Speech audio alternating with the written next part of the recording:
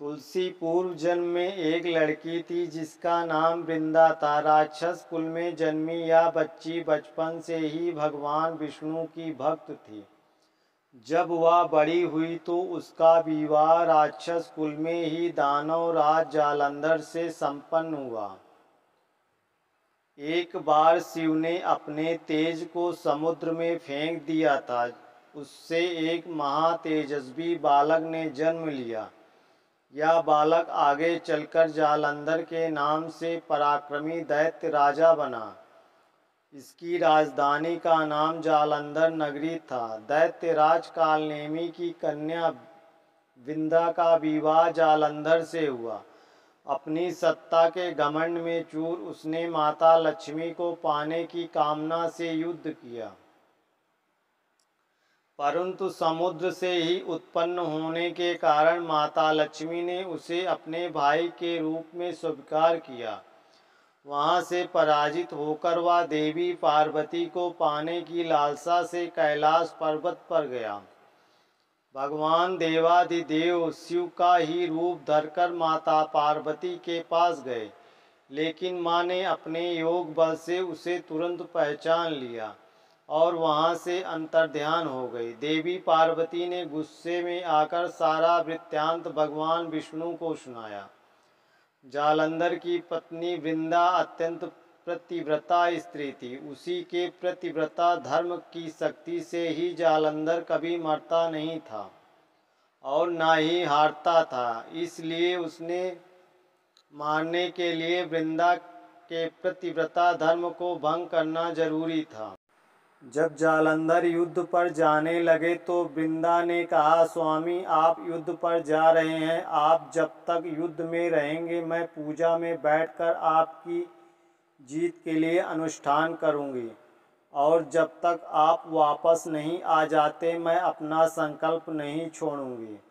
जालंधर तो युद्ध में चले गए और वृंदा व्रत का संकल्प लेकर पूजा में बैठ गए। उनके व्रत के प्रभाव से देवता भी जालंधर को ना जीत सके। सारे देवता जब हारने लगे तो भगवान विष्णु जी के पास गए। सबने भगवान से प्रार्थना की तो भगवान कहने लगे कि वृंदा मेरी परम भक्त है, मैं उसके साथ छल नहीं कर सकता।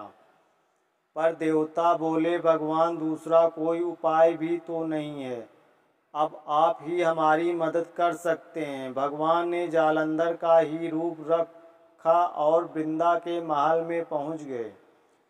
जैसे ही वृंदा ने अपने पति को देखा वह तुरंत पूजा से उठ गई और उनके चरण छू लिए। जैसे ही उनका संकल्प टूटा, युद्ध में देवताओं ने जालंधर को मार दिया और उसका सिर काटकर अलग कर दिया। उनका सिर वृंदा के महल में गिरा। जब वृंदा ने देखा कि मेरे पति का सिर तो कटा पड़ा है, तो फिर ये जो मेरे सामने खड़े हैं ये कौन है?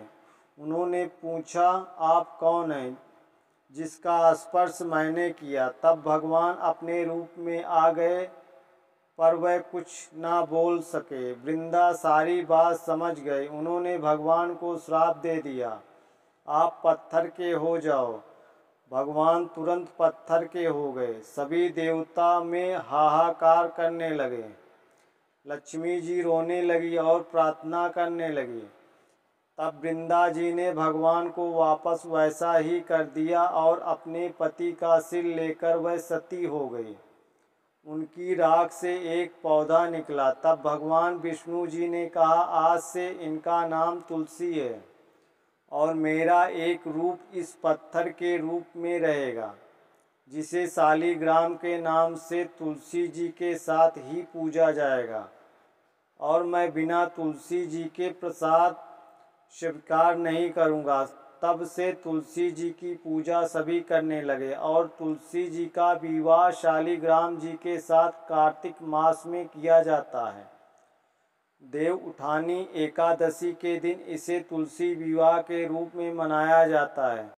उसी दैत्य जालंधर की यह भूमि जालंधर नाम से विख्यात है। सती वृंदा का मंदिर मोहल्ला कोटा किशनचंद में स्थित है। कहते हैं कि इस स्थान पर एक प्राचीन गुफा भी थी जो सीधी हरिद्वार तक जाती थी। सच्चे मन से 40 दिन तक सती वृंदा देवी के मंदिर में पूजा करने से सभी मनोरथ पूर्ण होते हैं। जिस घर में तुलसी होती है वहाँ यम के दूत भी नहीं जा सकते। ऐसा मानते हैं कि मृत्यु के समय जिसके प्राण नहीं निकल रहे हैं, तुलसी और गंगा जल मुख में डालने से वह पापों से मुक्त होकर बैकुंठ धाम को प्राप्त होता है। जो मनुष्य तुलसी व आंवलों की छाया में अपने पितरों का श्राद्ध करते हैं उसके पितर मोक्ष को प्राप्त हो जाते हैं। हमारी जानकारी अच्छी लगी तो प्लीज़ लाइक सब्सक्राइब कमेंट ज़रूर करें। धन्यवाद।